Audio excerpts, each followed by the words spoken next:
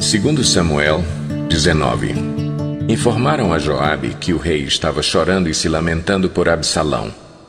Para todo o exército, a vitória daquele dia se transformou em luto, porque as tropas ouviram dizer: o rei está de luto por seu filho.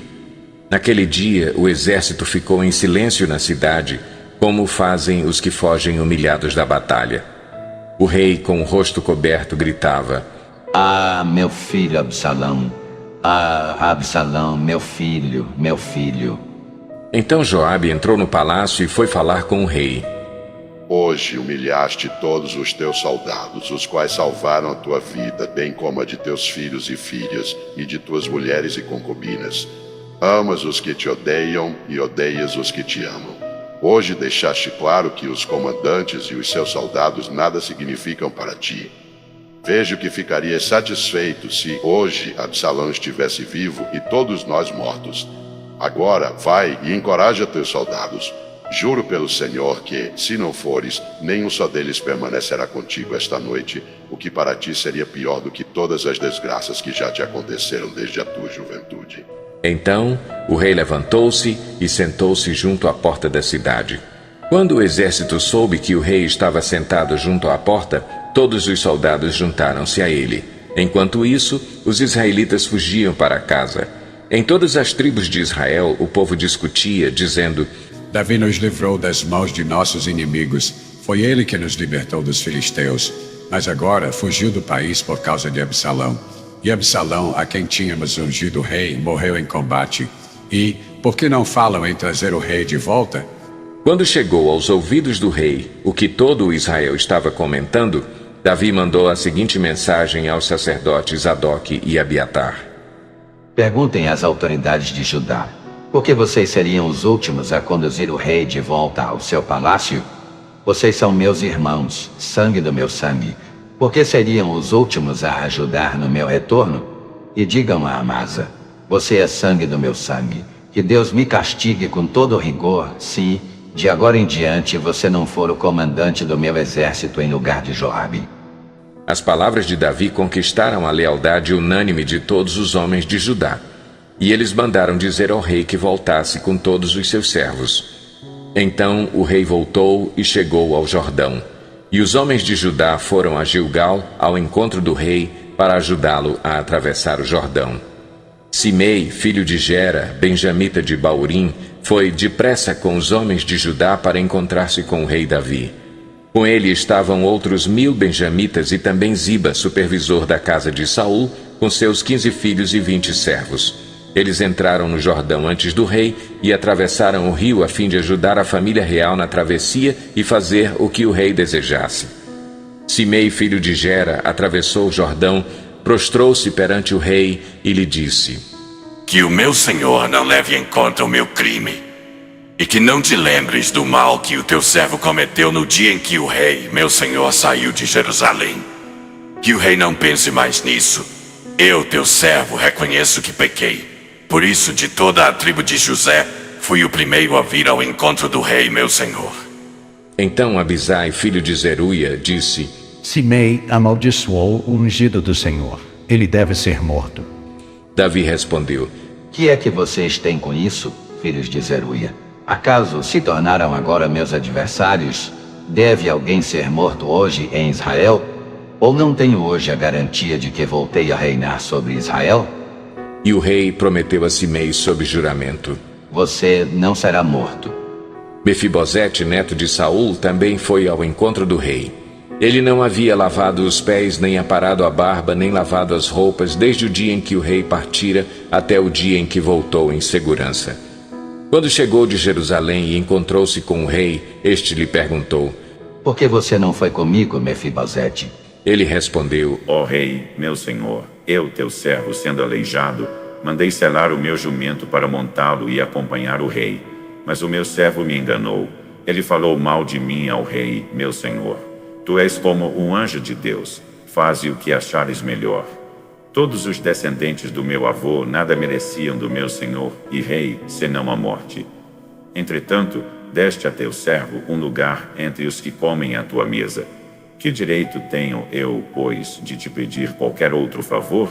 Disse-lhe então o rei: Você já disse o suficiente. Minha decisão é que você e Ziba dividam a propriedade. Mas Mefibosete disse ao rei: Deixa que ele fique com tudo, agora que o rei, meu senhor, chegou em segurança ao seu lar. Barzilai de Gileade também saiu de Rogelim, acompanhando o rei até o Jordão para despedir-se dele. Barzilai era bastante idoso. Tinha 80 anos. Foi ele que sustentou o rei durante a sua permanência em Manaim, pois era muito rico. O rei disse a Barzilai: Venha comigo para Jerusalém, e eu cuidarei de você. Barzilai, porém, respondeu: Quantos anos de vida ainda me restam para que eu vá com o rei e viva com ele em Jerusalém? Já fiz 80 anos. Como eu poderia distinguir entre o que é bom e o que é mal? Teu servo mal pode sentir o gosto daquilo que come e bebe. Nem consigo apreciar a voz de homens e mulheres cantando. Eu seria mais um peso para o rei, meu senhor. Teu servo acompanhará o rei um pouco mais, atravessando o Jordão, mas não há motivo para uma recompensa dessas. Permite que o teu servo volte, e que eu possa morrer na minha própria cidade, perto do túmulo de meu pai e de minha mãe. Mas aqui está o meu servo Quimã. Que ele vá com o meu senhor e rei. Faze por ele o que achares. Servo mal pode se... O rei disse: Quimã virá comigo. Farei por ele o que você achar melhor. E tudo o mais que desejar de mim, eu o farei por você. Então todo o exército atravessou o Jordão, e também o rei o atravessou. O rei beijou Barzilai e o abençoou, e Barzilai voltou para casa. O rei seguiu para Gilgal, e com ele foi Quimã. Todo o exército de Judá e a metade do exército de Israel acompanharam o rei. Logo, os homens de Israel chegaram ao rei para reclamar: Porque os nossos irmãos, os de Judá, sequestraram o rei e o levaram para o outro lado do Jordão, como também a família dele e todos os seus homens? Todos os homens de Judá responderam aos israelitas: Fizemos isso porque o rei é nosso parente mais chegado. Por que vocês estão irritados? Acaso comemos das provisões do rei ou tomamos dele alguma coisa? Então os israelitas disseram aos homens de Judá: Somos 10 com o rei, e muito maior é o nosso direito sobre Davi do que o de vocês. Por que nos desprezam?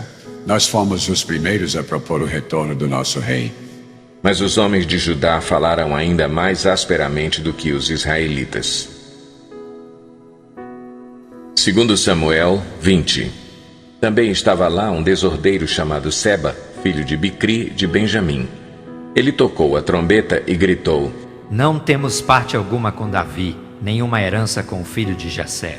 Para casa todos, ó Israel. Então todos os de Israel abandonaram Davi para seguir Seba, filho de Bicri. Mas os de Judá permaneceram com seu rei e o acompanharam desde o Jordão até Jerusalém.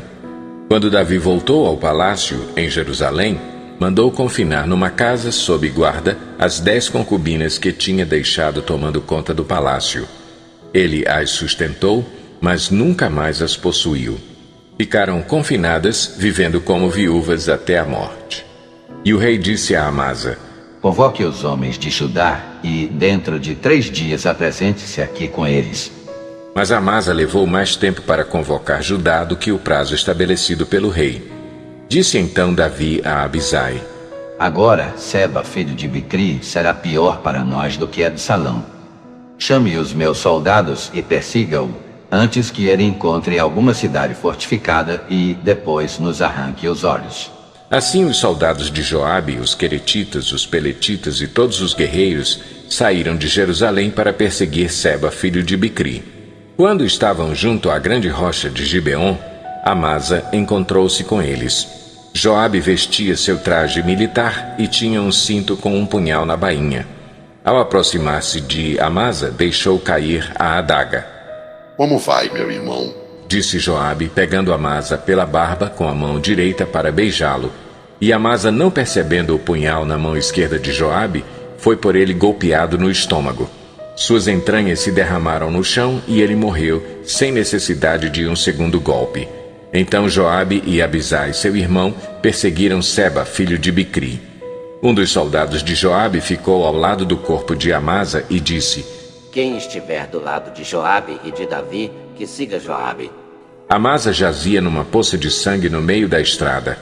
Quando o homem viu que todos os que se aproximavam do corpo de Amasa paravam, arrastou-o para fora da estrada e o cobriu com uma coberta. Depois que o corpo de Amasa foi retirado da estrada, todos os homens seguiram com Joabe em perseguição a Seba, filho de Bicri. Seba atravessou todas as tribos de Israel e chegou até Abel-Bet-Maaca, e todos os bicritas se reuniram para segui-lo. O exército de Joabe veio, cercou Seba em Abel-Bet-Maaca e construiu contra a cidade uma rampa que chegou até a muralha externa. Quando o exército de Joabe estava para derrubar a muralha, uma mulher sábia gritou da cidade: Ouçam, ouçam. Digam a Joabe que venha aqui para que eu fale com ele. Quando ele se aproximou, a mulher perguntou: Tu és Joabe? Ele respondeu: Sim. Ela disse: Ouve o que a tua serva tem para dizer-te. Estou ouvindo, disse ele. E ela prosseguiu: Antigamente se dizia: peça conselho na cidade de Abel, e isso resolvia a questão. Nós somos pacíficos e fiéis em Israel. Tu procuras destruir uma cidade que é mãe em Israel. Por que queres arruinar a herança do Senhor? Respondeu Joabe: longe de mim uma coisa dessas. Longe de mim arruinar e destruir esta cidade. Não é esse o problema, mas um homem chamado Seba, filho de Bicri, dos montes de Efraim, rebelou-se contra o rei Davi. Entreguem-me esse homem e iremos embora. A mulher disse a Joabe: A cabeça dele te será jogada do alto da muralha. Então a mulher foi falar com todo o povo, dando o seu sábio conselho, e eles cortaram a cabeça de Seba, filho de Bicri, e a jogaram para Joabe. Ele tocou a trombeta, e seus homens se dispersaram, abandonaram o cerco da cidade, e cada um voltou para a sua casa. E Joabe voltou ao rei em Jerusalém. Joabe comandava todo o exército de Israel. Benaia, filho de Joiada, comandava os queretitas e os peletitas.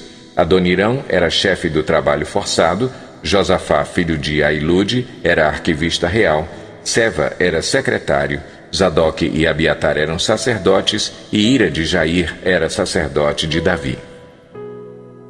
2 Samuel 21. Durante o reinado de Davi, houve uma fome que durou 3 anos. Davi consultou o Senhor, que lhe disse: A fome veio por causa de Saul e de sua família sanguinária, por terem matado os gibeonitas. O rei então mandou chamar os gibeonitas e falou com eles. Os gibeonitas não eram de origem israelita, mas remanescentes dos amorreus. Os israelitas tinham feito com eles um acordo sob juramento, mas Saul, em seu zelo por Israel e Judá, havia tentado exterminá-los. Davi perguntou aos gibeonitas: Que posso fazer por vocês? Como posso reparar o que foi feito para que abençoem a herança do Senhor? Os gibeonitas responderam: Não exigimos de Saul ou de sua família prata ou ouro, nem queremos matar ninguém em Israel. Davi perguntou: O que querem que eu faça por vocês? E eles responderam: Quanto ao homem que quase nos exterminou e que pretendia destruir-nos para que não tivéssemos lugar em Israel, que 7 descendentes dele sejam executados perante o Senhor, em Gibeá de Saul, no monte do Senhor. Eu os entregarei a vocês, disse o rei. O rei poupou Mefibosete, filho de Jonatas e neto de Saul, por causa do juramento feito perante o Senhor entre Davi e Jonatas, filho de Saul. Mas o rei mandou buscar Armoni e Mefibosete, os 2 filhos que Rispa, filha de Aiá, tinha dado a Saul, com eles também os 5 filhos que Merabe, filha de Saul, tinha dado a Adriel, filho de Barzilai, de Meolá. Ele os entregou aos gibeonitas, que os executaram no monte perante o Senhor. Os 7 foram mortos ao mesmo tempo, nos primeiros dias da colheita de cevada. Então Rispa, filha de Aiá, pegou um pano de saco e o estendeu para si sobre uma rocha. Desde o início da colheita até cair chuva do céu sobre os corpos, ela não deixou que as aves de rapina os tocassem de dia, nem os animais selvagens à noite. Quando Davi foi informado do que Rispa, filha de Aiá, concubina de Saul, havia feito, mandou recolher os ossos de Saul e de Jonatas, tomando-os dos cidadãos de Jabes de Gileade. Eles haviam roubado os ossos da praça de Bet-Seã, onde os filisteus os tinham pendurado, no dia em que mataram Saul no monte Gilboa. Davi trouxe de lá os ossos de Saul e de seu filho Jonatas, recolhidos dentre os ossos dos que haviam sido executados. Enterraram os ossos de Saul e de Jonatas no túmulo de Quis, pai de Saul, em Zela, na terra de Benjamim, e fizeram tudo o que o rei tinha ordenado. Depois disso, Deus respondeu às orações em favor da terra de Israel. Houve ainda outra batalha entre os filisteus e Israel. Davi e seus soldados foram lutar contra os filisteus. Davi se cansou muito e Isbi-Benob, descendente de Rafa, prometeu matar Davi. A ponta de bronze da lança de Isbi-Benob pesava 3,6 kg e, além disso, ele estava armado com uma espada nova. Mas Abisai, filho de Zeruia, foi em socorro de Davi e matou o filisteu. Então os soldados de Davi lhe juraram, dizendo: Nunca mais sairás conosco à guerra, para que não apagues a lâmpada de Israel. Houve depois outra batalha contra os filisteus em Gobe. Naquela ocasião, Sibecai de Uzate matou Safi, um dos descendentes de Rafa. Noutra batalha contra os filisteus em Gobe, Elanã, filho de Jaare-Oregim, de Belém, matou Golias de Gate, que possuía uma lança cuja haste parecia uma lançadeira de tecelão. Noutra batalha, em Gate, havia um homem de grande estatura que tinha 6 dedos em cada mão e 6 dedos em cada pé, 24 dedos ao todo. Ele também era descendente de Rafa e desafiou Israel, mas Jonatas, filho de Simeia, irmão de Davi, o matou. Esses 4 eram descendentes de Rafa em Gate e foram mortos por Davi e seus soldados.